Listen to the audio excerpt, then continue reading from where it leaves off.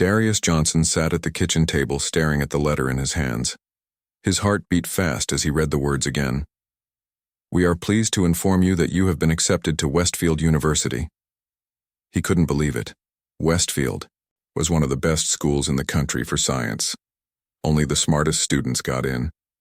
And now, he was one of them. Darius grew up in a small house in Detroit with his mother, Lisa. Their neighborhood wasn't fancy. Many houses needed fixing, and some streets weren't safe at night. But inside their home, Lisa created a world of learning and dreams.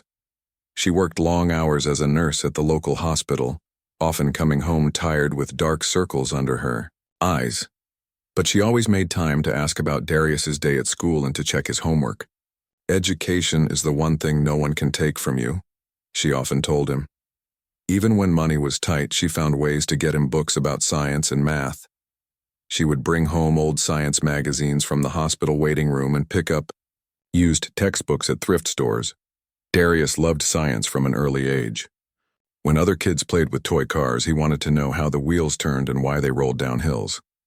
In middle school, while his friends played video games after school, Darius stayed late in the science lab. His teacher, Mr. Harris, noticed his interest and let him use the microscopes and other equipment when school was over. Riverside High School wasn't known for its science program. The lab equipment was old, and they didn't have enough supplies for all the students. But Darius made the most of what they had. He won first place in the city science fair with a project on water pollution in local streams. The judges were impressed that he had done so much with so little. "You have a gift, Mr. Carter," his high school science teacher told him. "You see connections others miss. You ask questions no one else thinks to ask." Mr. Carter had studied at a good university before coming back to teach in Detroit. He believed Darius could go far with the right chances. When it was time to apply to colleges, Mr. Carter suggested Westfield University. "It's a reach school," he admitted. "They rarely accept students from inner-city schools like ours. But your grades are perfect, and your science projects are better than what I've seen from students at fancy private schools. You deserve a shot." Darius didn't think he would get in. Westfield was for rich kids from good neighborhoods who went to schools with new computers and well-stocked labs. But Mr. Carter helped him with his application and wrote a strong letter about his talents. When the letter came saying he was accepted with a partial scholarship, Darius could hardly believe it. "We're going to make this work," Lisa said, when he showed her the letter and the costs. They sat at the kitchen table with papers spread out, figuring out loans and how much they needed to save. Lisa picked up extra shifts at the hospital. Darius worked evenings and weekends at the grocery store down the street. Every dollar went into the college fund. The summer passed quickly. Darius packed his few belongings into 2 suitcases and a backpack. The night before he left, Lisa made his favorite meal: fried chicken, mashed potatoes, and green beans. They ate together at the kitchen table where they had shared thousands of meals over the years. "I'm scared, Mom," Darius admitted. "What if I'm not smart enough? What if everyone else knows more than me?" Lisa reached across the table and took his hand. "You are more than smart enough," she said. "You've worked twice as hard as those other kids to get half as far. That makes you strong in ways they might never understand. Don't let anyone tell you that you don't belong there." The next morning, Lisa drove Darius to the bus station in their old car. They hugged goodbye, both trying not to cry. "Call me when you get there," she said, "and remember who you are." The bus ride to Westfield took 7 hours. Darius watched through the window as city blocks gave way to highways, then to rolling hills, and finally the neat college town where Westfield University stood. The campus was more beautiful than the pictures. Old stone buildings with ivy climbing the walls. Wide green lawns where students sat reading or talking. A large fountain in the middle of the main square sprayed water high into the air. Darius felt out of place as soon as he stepped off the bus. Most students arrived in nice cars with parents helping carry their many bags. They wore clothes with brand names and talked loudly about summer trips to Europe or internships at big companies. Darius pulled his suitcases behind him, following the map to his dorm building. Hampshire Hall was one of the oldest buildings on campus. Darius found his room on the 3rd floor. One side was already set up with an expensive-looking computer, a TV, and neat stacks of books and supplies. A young, white man with neat blonde hair was arranging things on his desk. "Hi, I'm Darius Johnson," he said, putting down his bags. "I guess we're roommates." The young man looked up briefly. "Kyle Peterson," he said without smiling. "I've already taken this side of the room. Hope that's not a problem." "No problem," Darius said, even though Kyle had clearly taken the better side with more space and the window view. He began unpacking his things, aware of how few belongings he had compared to Kyle. The next day was orientation for the science department. Darius put on his best shirt, one Lisa had bought him specially for college, and headed to the science building. The room was filled with new students and their parents. Darius sat alone near the back, feeling the empty chair beside him where a parent would normally sit. Professor Richard Bennett, the head of the physics department, gave the welcome speech. He was a tall man with gray hair at his temples and small glasses perched on his nose.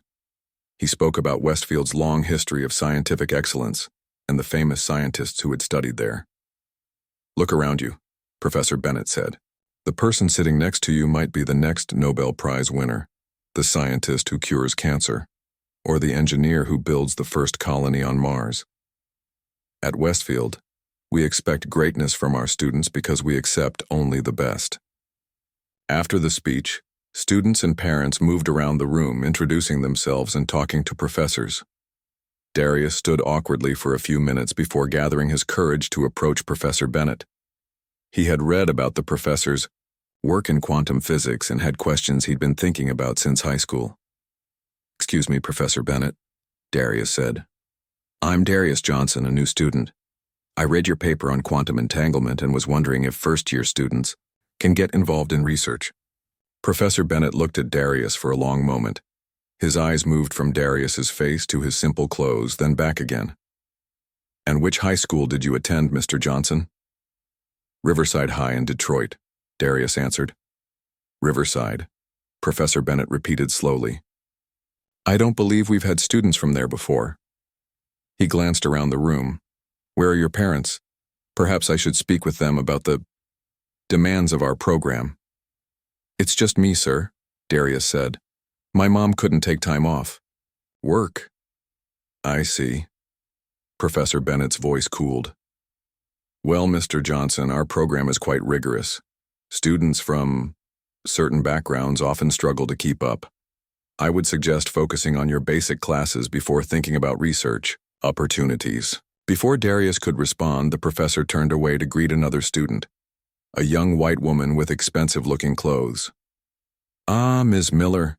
I was just speaking with your father at the donors' dinner last month. We're expecting great things from you." Darius stood there feeling as if someone had punched him in the stomach.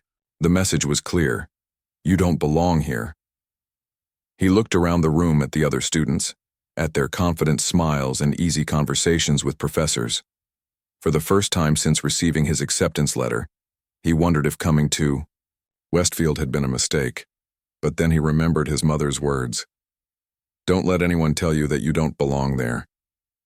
He straightened his shoulders and took a deep breath. This was just the beginning. He would show Professor Bennett and everyone else that he deserved to be here, no matter where he came from or what they thought of him. Darius picked up a schedule and information packet from a table near the door. Classes would start in 2 days. He had studying to do.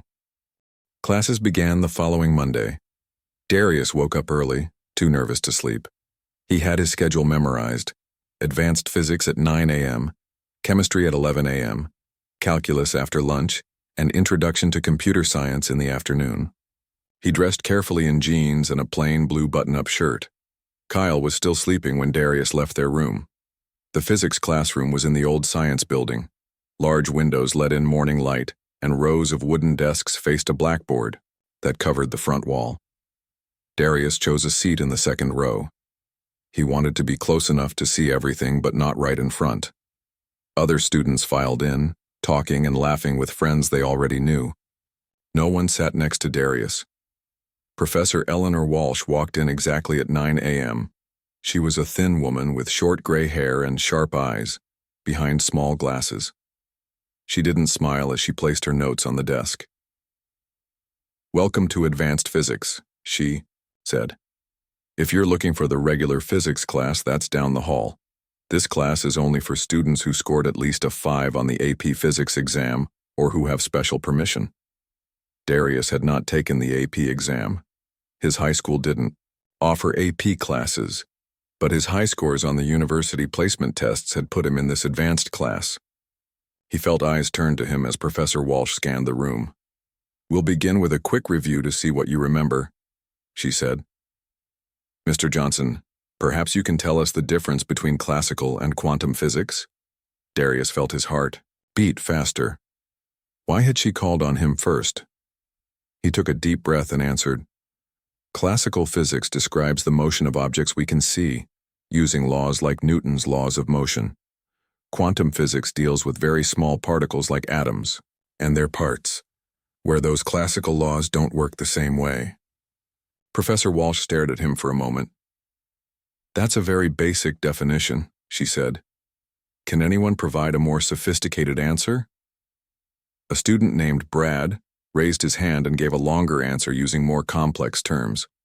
Professor Walsh nodded in approval. "Excellent, Mr. Thompson.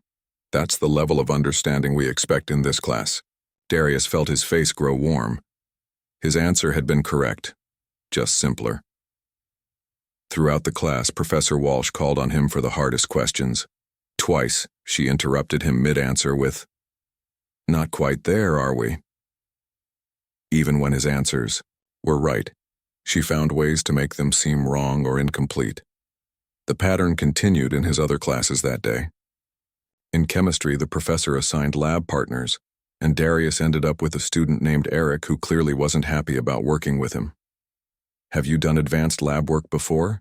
Eric asked with doubt in his voice. "Yes, but our equipment wasn't as new as this," Darius admitted. Eric sighed. "Just try to keep up, okay? I need an A in this class." By the end of the day, Darius felt tired and discouraged. He called his mother from the phone in the hallway of his dorm. "How was your first day?" Lisa asked, her voice warm and familiar. "Hard," Darius said, trying to sound stronger than he felt. "The classes move fast and the professors are tough." "You can handle tough," Lisa reminded him. "Remember Mr. Harris's class in 8th grade? He was the toughest teacher in school and you got the highest grade." Darius smiled at the memory. "That was different. Here, it feels like they decide what they think of you before you even open your mouth." After talking to his mom, Darius went to the library to study. He stayed until it closed at midnight, reading ahead in his textbooks and taking careful notes. If the professors expected him to fail, he would work twice as hard to prove them wrong. The next few weeks followed the same pattern. In class, professors like Walsh and Bennett seemed to watch Darius with doubt in their eyes, waiting for him to make mistakes. When he did well on assignments, they looked surprised. When he struggled, they nodded as if their low expectations had been met. One Tuesday, Darius stayed after physics class to ask Professor Walsh about a problem he found in the textbook. He thought there might be a mistake in the equation. As he approached her desk, he overheard her talking to Professor Bennett in the hallway. He stopped, not wanting to interrupt. "How is the Johnson boy doing in your class?" Professor Bennett asked. "About as expected," Professor Walsh replied. "He works hard, I'll give him that, but he's clearly not prepared for this level of study. His fundamentals are weak." "Diversity admissions are well-intentioned," Professor Bennett said with a sigh, "but they set these kids up for failure. Johnson doesn't belong here. He'll be gone by Christmas." Darius stepped back quietly, his question forgotten. So that was what they thought. No matter how hard he worked, they had already decided he would fail. He walked out of the building, the autumn sun feeling suddenly cold on his face. Making friends wasn't any easier than impressing professors. During the 3rd week, Darius overheard a group of students from his physics class planning a study group. "We're meeting in the common room in Baker Hall tonight at 8, a student named Mike was saying. "We can go over the problems for next week's assignment." "That sounds helpful," Darius said, approaching the group. "Would it be okay if I joined you?" The students looked at each other. No one spoke for a moment. Finally, Mike said, "We already have 6 people. which is kind of the max for a good study group. Maybe next time, but the next time never came. Darius saw them studying together regularly, sometimes with 7 or 8 people. The message was clear. He wasn't welcome. His roommate Kyle wasn't much help either. They rarely spoke beyond basic greetings. Kyle spent most of his time with friends from his private high school who had also come to Westfield. Sometimes they would gather in the room, talking and laughing, but they would quiet down when Darius came in. He tried to be friendly, offering to share snacks his mom sent from home, but they showed little interest in getting to know him. Despite these challenges, Darius kept working hard. He spent hours in the library and science labs. He turned in assignments early and raised his hand in class even when professors seemed reluctant to call on him. His grades were good, mostly B's with a few A's. Not perfect, but solid. Then came the midterm exams. Darius studied harder than ever, often falling asleep at his desk in the library. The physics exam was especially difficult. Professor Walsh paced the room as they worked, her footsteps stopping briefly behind Darius several times. He could feel her watching him, waiting for him to struggle. When the graded exams were returned the following week, Darius was shocked to see a B on his paper. He had been sure he'd done better. Looking through the exam, he found several answers marked wrong that he thought were right. After class, he gathered his courage and approached Professor Walsh. "Excuse me, Professor," he said politely. "I'm confused about some of the marks on my exam. Could you explain why these answers are wrong?" Professor Walsh looked annoyed at the question. "Mr. Johnson, the marks are correct. Your work shows fundamental misunderstandings of the concepts. But here," Darius said, pointing to problem number 4, "I used the same approach we covered in class last month. I can show you my notes. The approach may be similar, but your execution is flawed," she said, not looking closely at the problem. "I suggest you spend more time on the basics before questioning my grading." That evening, alone in his room while Kyle was out with friends, Darius called his mother in tears. "Maybe they're right, Mom," he said, his voice breaking. "Maybe I don't belong here. Everyone else seems to know things I don't. The professors think I'm going to fail. No one wants to study with me or be my friend. I'm trying so hard, but nothing is working." Lisa was quiet for a moment. Darius could picture her sitting at their kitchen table, the phone cord wrapped around her finger the way it always was when she was thinking. "Darius, listen to me," she finally said, her voice strong and clear. "They don't decide where you belong, you do. Your whole life people have underestimated you because of where you come from or what you look like. And every time, you've proved them wrong." "This is different," Darius argued. "These people are so smart, and this place has so much history, and money, and none of that matters more than your brain and your heart," Lisa interrupted. "You are my son, and I've watched you solve problems that made grown men scratch their heads. If those professors can't see how bright you are, that's their failing, not yours." Darius wiped his eyes, his mother's words washing over him like a warm wave. "I don't want to let you down," he whispered. "The only way you could let me down is if you let someone else tell you what you're worth," Lisa said. "Now dry those tears and get back to work. Christmas is coming and I expect to see you walk through that door with your head held high." After hanging up, Darius sat on his bed for a long time, thinking about his mother's words. Then he opened his physics textbook and began to read, a new determination growing inside him. If Professor Bennett thought he'd be gone by Christmas, he was about to be very disappointed. November arrived at Westfield with cold winds and early sunsets. Darius pulled his jacket tighter as he walked across campus. The trees had lost their leaves, and the grass was covered with morning frost. The beauty of the campus had faded somewhat, for Darius. Now he saw the buildings as walls that kept him out rather than welcomed him in. Darius had settled into a routine.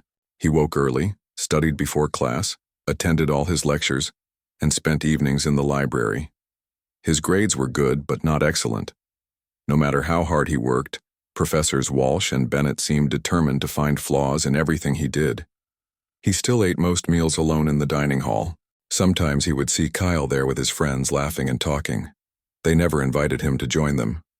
Darius tried not to mind. He told himself he was here to learn, not to make friends, but the loneliness was wearing him down. One afternoon, Darius was walking through the student center when he noticed a colorful flyer on the bulletin board. Science Diversity Alliance, meeting today at 6 p.m., room 103. Underneath was written, "All students welcome, refreshments provided." Darius had seen the flyers before, but had never attended a meeting. He wasn't sure what the group did, and he worried it might single him out even more. After his last class, Darius stood outside room 103, hearing voices and laughter inside. He almost walked away. Then the door opened and a young woman with curly black hair looked out. "Are you coming in?" she asked with a friendly smile. "We're about to start." "I'm not sure if this is for me," Darius admitted. "The Science Diversity Alliance is for everyone who believes science should be open to all people," she said. "I'm Jasmine, by the way, first-year biology major. Darius, first-year physics." "Physics? We need more physics people," Jasmine said, holding the door wider. "Come on in, we have cookies." The room was set up with chairs in a circle. About 15 students sat talking in small groups. Darius noticed that most were people of color, or women, groups that were minorities in the science departments. A few white male students were there too. At the front of the room stood a woman in her early 30s with dark hair pulled back in a neat bun. She had warm brown skin and a friendly smile. "Welcome, everyone," she said, when the room quieted down. "For those who are new, I'm Dr. Alicia Martinez from the chemistry department. The Science Diversity Alliance exists to create community among students from all backgrounds and to work for positive change in the sciences at Westfield." Darius sat quietly as Dr. Martinez talked about upcoming events and initiatives. The group was planning a science outreach day at local schools and a series of talks by diverse scientists. Then she opened the floor for students to share their experiences.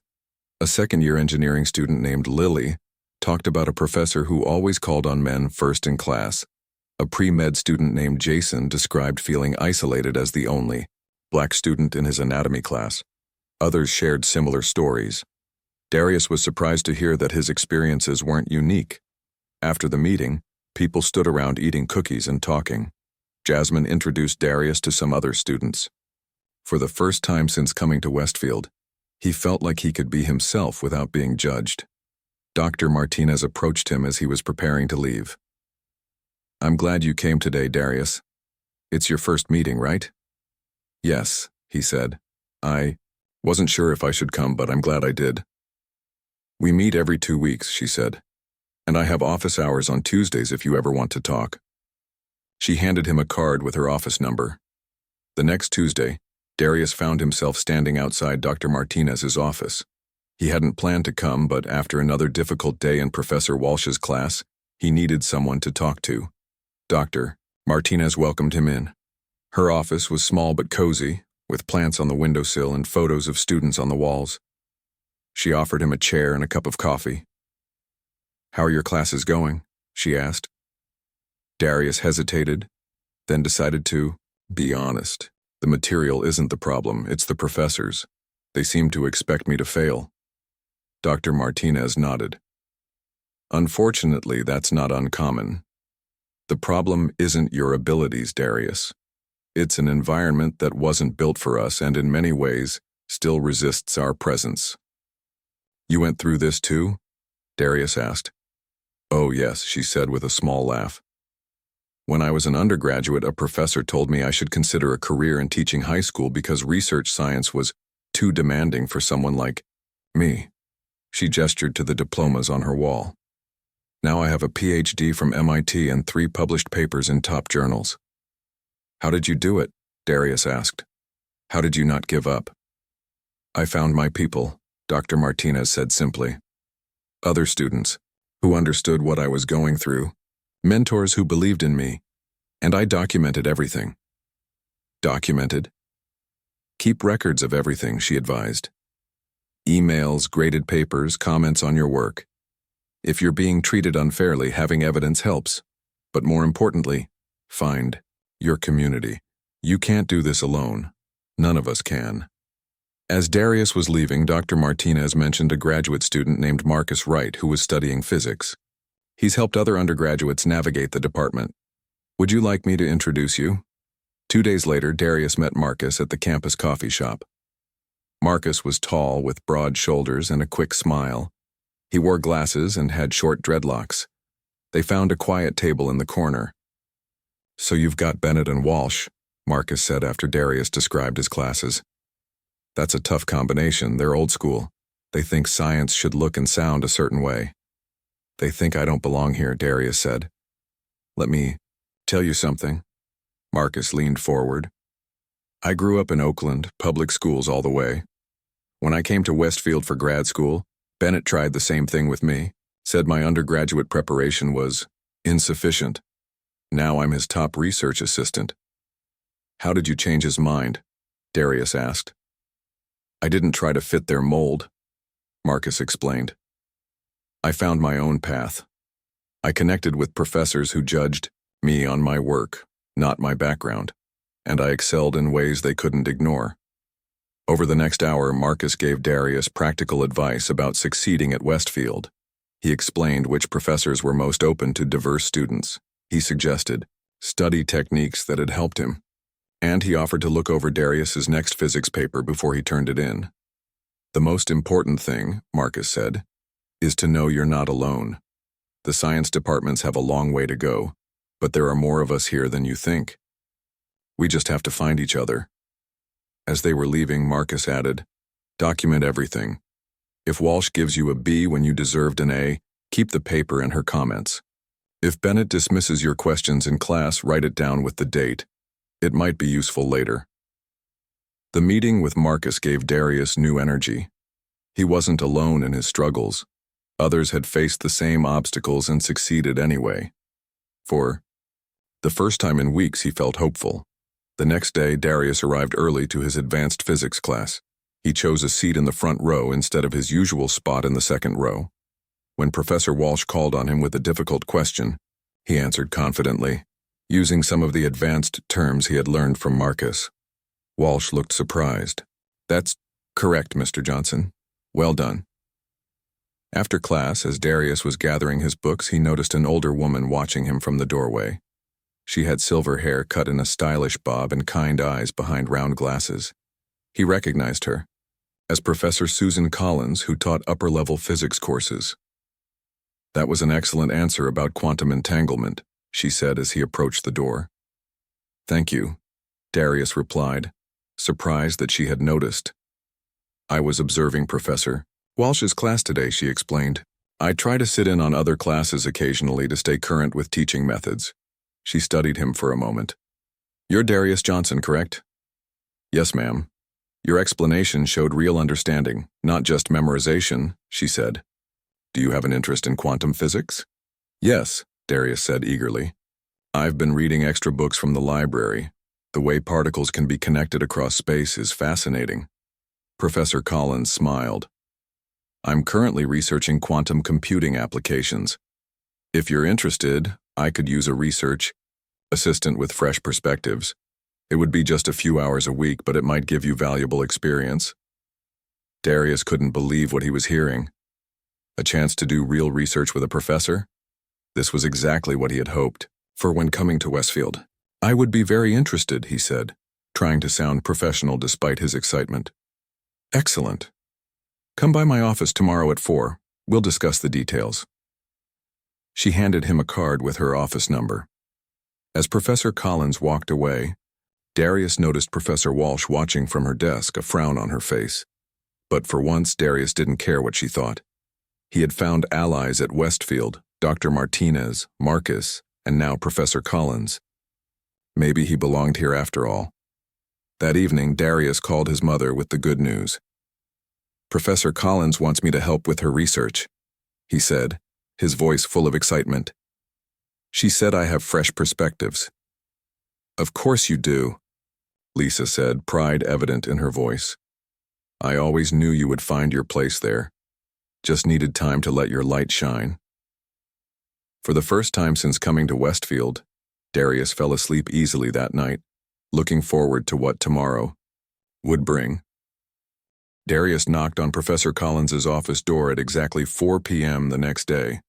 His palms were sweaty, and his heart beat fast. This was his big chance to prove himself. He had dressed in his best clothes, khaki pants and a blue button-up shirt that his mother had ironed for him before he left Detroit. "Come in," called a friendly voice. Professor Collins's office was different from any other professor's office Darius had seen. Bookshelves lined the walls, filled not just with science books, but also with novels and poetry. A large window looked out over the campus quad. Plants sat on nearly every surface, their green leaves reaching toward the sunlight. On her desk was a photo of Professor Collins with a group of students, all smiling widely. "Have a seat, Darius," she said, gesturing to a comfortable chair across from her desk. "Would you like some tea?" "Yes, please," Darius said, surprised by the offer. No other professor had ever offered him a drink. As Professor Collins prepared the tea, she explained her research. "I'm studying quantum computing applications," she said. "Traditional computers use bits, zeros and ones, to process information, but quantum computers use quantum bits, or qubits, which can be both 0 and 1 at the same time. Because of superposition," Darius said, remembering his reading. "Exactly." Professor Collins smiled, handing him a mug of tea. "This property could make quantum computers much more powerful than traditional ones for certain tasks. My team is exploring new algorithms that could take advantage of this power." She showed Darius some of the equipment in her lab, which was connected to her office. There were computers, complex machines with blinking lights, and what looked like a small refrigerator, but was actually a cooling system for the quantum processor. "Your job would be to help run experiments and analyze data," she explained. "It's basic work at first, but as you learn more, you'll take on greater responsibilities. I believe in giving my research assistants real work that matters, not just busy work." "Thank you for this opportunity," Darius said sincerely. "I'll work hard and learn everything I can." "I know you will," Professor Collins said. "Marcus Wright speaks very highly of you." "You know Marcus?" Darius asked, surprised. "Of course. He was my research assistant before moving to Professor Bennett's lab." She looked at Darius over her glasses. "I don't always agree with my colleagues' teaching methods or their judgments of students. I prefer to form my own opinions based on the work I see." Darius started working in Professor Collins's lab the following week. He came in 3 afternoons a week after his classes. The work was challenging but exciting. He learned how to run the equipment, record data, and use special software to analyze results. Professor Collins was patient, explaining things clearly and answering all his questions. Other members of the research team were friendly too. There was Helen, a graduate student who was writing her thesis on quantum algorithms. Raj, a senior, who had been working in the lab for 2 years, and Dr. Chen, a postdoctoral researcher who worked closely with Professor Collins. They treated Darius with respect, valuing his contributions to their discussions. One evening in early December, Darius was working late in the lab. The rest of the team had gone home, but he wanted to finish analyzing a set of data before leaving. He noticed something strange in the results, a pattern that didn't match their expectations. He checked his work several times, worried he had made a mistake. But the pattern was real. According to their data, the quantum bits were behaving differently than the theory predicted when subjected to a specific sequence of operations. Darius wasn't sure if this was important or just a small anomaly. He decided to write a detailed note about his observation and leave it for Professor Collins. He carefully explained what he had found and included graphs showing the unexpected pattern. The next morning, Darius received an email from Professor Collins asking him to come to her office right away. Had he done something wrong? Was she upset about his note? He hurried across campus, worried about what she would say. When he arrived, Professor Collins was sitting at her desk with his note in front of her. Dr. Chen was there too, looking at the graphs Darius had made. "Darius," Professor Collins said, her voice serious, This observation of yours is very interesting. I'm sorry if I overstepped, Darius said quickly. I wasn't sure if it was important, but I thought I should mention it. Overstepped? Professor Collins looked surprised. Not at all, this might be significant. We've been trying to create a stable pattern of entanglement between multiple qubits. The unexpected behavior you noticed could be a clue to why our approach isn't working as well as we hoped. Really? Darius couldn't hide his surprise. Yes, Dr. Chen said, pointing to one of the graphs. See how the pattern changes here? This suggests that our current approach is causing unexpected interference between the qubits. Which made me think, Darius said slowly, gaining confidence, what if we approach the particle interaction from a different angle? Instead of trying to force stability, what if we leverage the instability as a feature rather than a bug?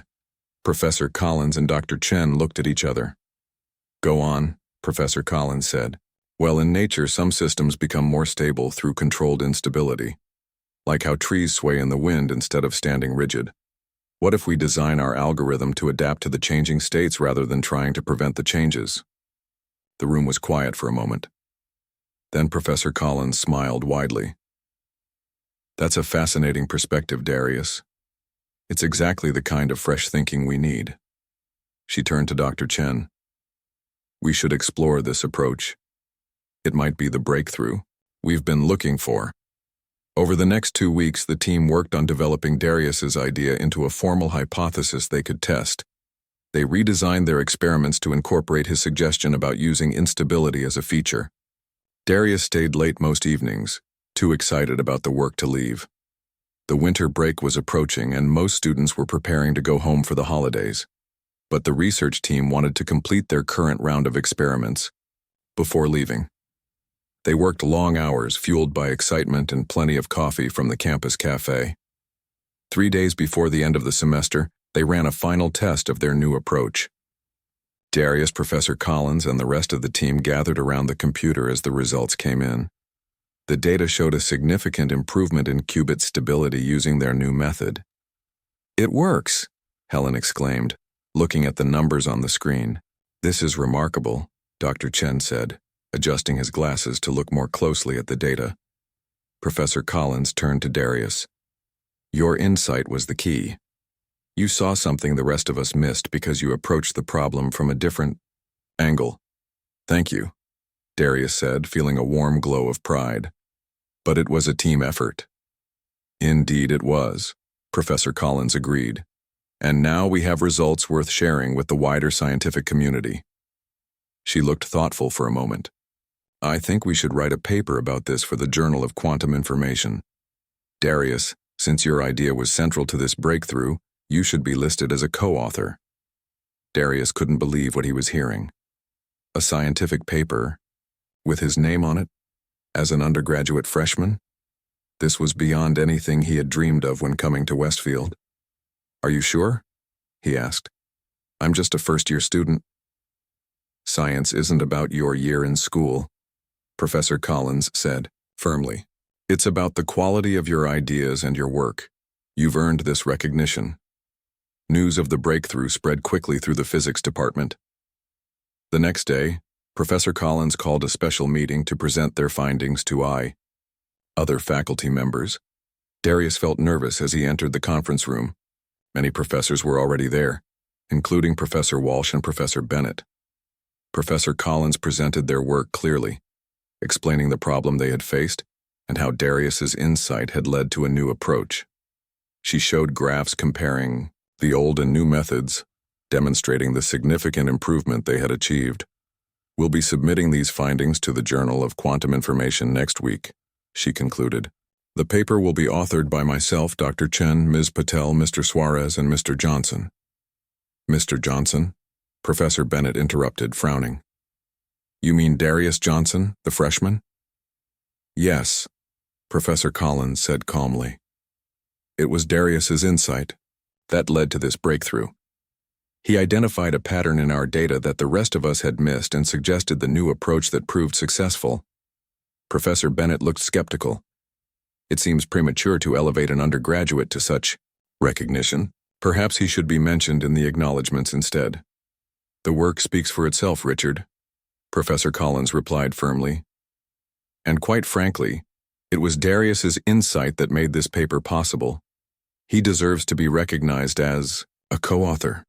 Darius sat quietly, his eyes fixed on the table in front of him. He could feel Professor Bennett's gaze, still doubtful, still expecting him to fail.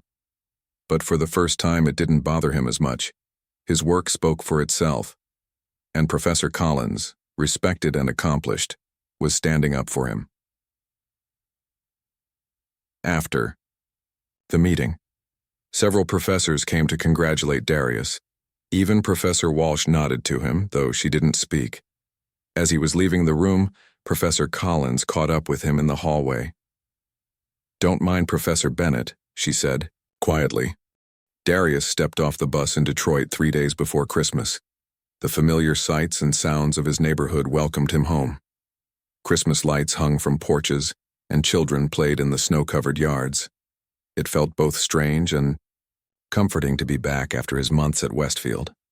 Lisa was waiting at the bus stop, wrapped in her heavy winter coat. When she saw Darius, her face lit up with a smile. She ran to him and wrapped her arms around him in a tight hug. "Look at you," she said, stepping back to see him better. "College looks good on you. It's good to be home," Darius said, meaning it with all his heart. That evening, they sat at their kitchen table eating Lisa's famous meatloaf and mashed potatoes. Darius told his mother everything about his first semester at Westfield, the challenges with Professors Bennett and Walsh, finding friends in the Science Diversity Alliance, and his breakthrough in Professor Collins' research lab. "So now I'm going to be a co-author on a real scientific paper," he finished, still amazed by this turn of events. "I always knew you were special," Lisa said, her eyes shining with pride. "Even when you were little, the way you looked at the world was different. You saw things other people missed." The next day, Darius visited his old high school. Mr. Carter, his science teacher, had invited him to speak to the current seniors about college. Darius stood nervously in front of the classroom where he had once been a student. "College will challenge you in ways you can't imagine," he told the students, "not just academically, but personally. You'll meet people who believe in you and people who don't.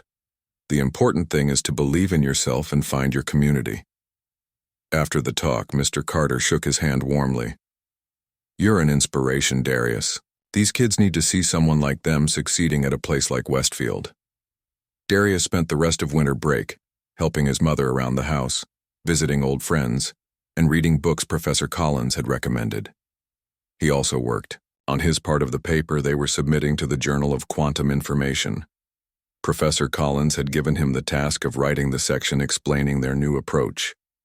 The break passed quickly, and soon it was time to return to Westfield for the spring semester.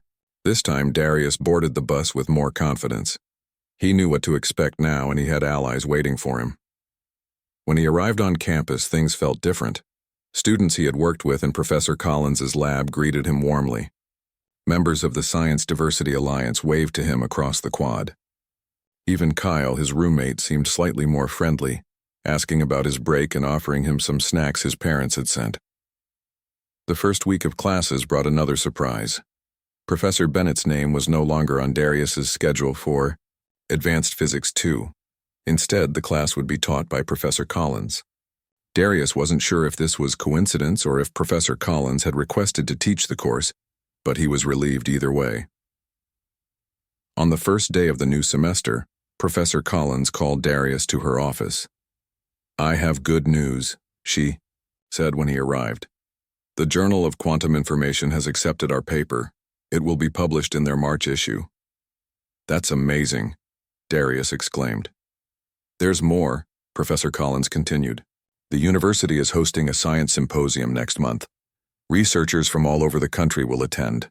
I've been asked to present our findings, and I'd like you to present with me." Darius felt a mix of excitement and fear. Me? Present? At a symposium? In front of all those scientists? "You know this research as well as anyone," Professor Collins said, "and your perspective is unique. It would be valuable for the scientific community to hear from you directly." After leaving, Professor Collins's office, Darius called Marcus Wright to tell him the news. "That's a big deal," Marcus said. "A first-year undergraduate presenting at the symposium? That doesn't happen often." "I'm nervous," Darius admitted. "What if I mess up in front of all those important people?" "You won't," Marcus assured him. "And even if you do, so what? The work is solid. Just tell them what you did and why it matters. Be yourself. That's what got you this far." Darius spent the next few weeks preparing for the symposium. With help from Marcus and Dr. Martinez, he practiced his presentation over and over. He created clear slides explaining their research in a way that even non-specialists could understand. Professor Collins watched his rehearsals and offered suggestions for improvement. The day of the symposium arrived on a sunny February morning. The university's main hall was filled with scientists, professors, and students from Westfield and other schools. Darius peeked out from behind the stage curtain and saw hundreds of people taking their seats. His heart raced and his mouth felt dry. Professor Collins found him backstage. "Nervous?" she asked kindly. "Terrified," Darius admitted. "That's normal," she said. "Just remember why this research matters. Focus on sharing what we discovered, not on who's watching." When it was their turn, Professor Collins introduced their research, explaining the background and the problem they had been trying to solve. Then she turned to Darius. "And now, Darius Johnson will explain the innovative approach that led to our breakthrough." Darius stepped up to the podium, his hands shaking slightly.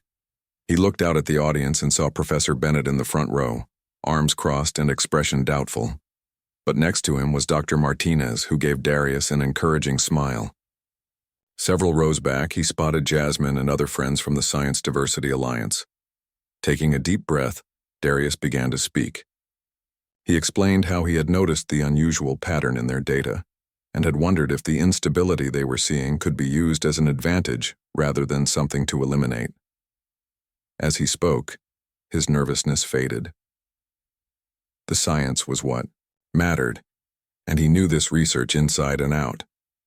When he finished his part of the presentation, there was a moment of silence. Then the audience broke into applause. During the question and answer session that followed, Darius answered complex questions from senior scientists with confidence and clarity.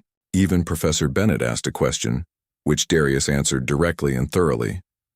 After the symposium, many attendees approached Darius to congratulate him and ask more about his work. A professor from MIT gave him her card and encouraged him to apply to their summer research program. A representative from a quantum computing company expressed interest in their findings.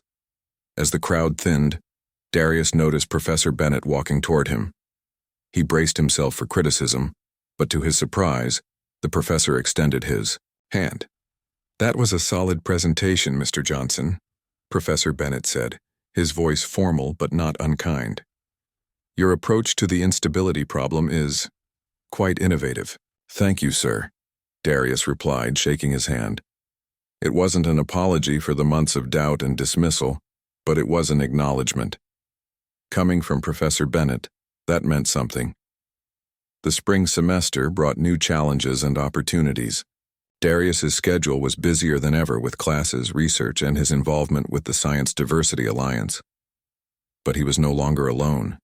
He had friends to study with, mentors to guide him, and growing confidence in his abilities. One evening in late April, Dr. Martinez invited Darius to her office. When he arrived, Marcus was there too, along with several other students from the Science Diversity Alliance. "We have an idea we want to discuss with you," Dr. Martinez said. "The Alliance has been talking about creating a formal mentorship program for incoming students from underrepresented backgrounds. We'd like you to help design it." "Me?" Darius asked. "I'm still a first-year student. Who better than someone who just went through the experience," Marcus pointed out. "You know firsthand what new students need." Over the next few weeks, Darius worked with Dr. Martinez and the Alliance to create the mentorship program. They designed a system that would pair incoming freshmen with upperclassmen and graduate students who could offer guidance and support. They planned workshops on navigating university resources and coping with challenges. They drafted a proposal for the university administration, complete with research showing how such programs improved retention and success rates. Darius also wrote a detailed document about his own experiences, the barriers he had faced, and the support that had helped him overcome them. He included concrete suggestions for policy changes to make Westfield more inclusive. Dr. Martinez helped him present this document to the university's diversity committee. As the semester neared its end, Darius received more good news. He had been accepted to MIT's summer research program with a full scholarship. Professor Collins had recommended him highly, and his paper publication had impressed the selection committee. He would spend the summer working with leading scientists in quantum computing. On the last day of classes, Darius ran into Kyle in their dorm room. They had become more civil over the semester, though not close friends. "I heard you got into that MIT program," Kyle said as he packed his belongings. "That's impressive. Thanks," Darius replied. "What are your summer plans?" "Internship at my dad's company," Kyle shrugged. "Not as exciting as your research." There was an awkward pause, then Kyle added, "You know, I was wrong about you at the beginning of the year. I made assumptions that weren't fair." Darius nodded, appreciating the acknowledgement even if it wasn't a full apology. "It's okay. We all have things to learn."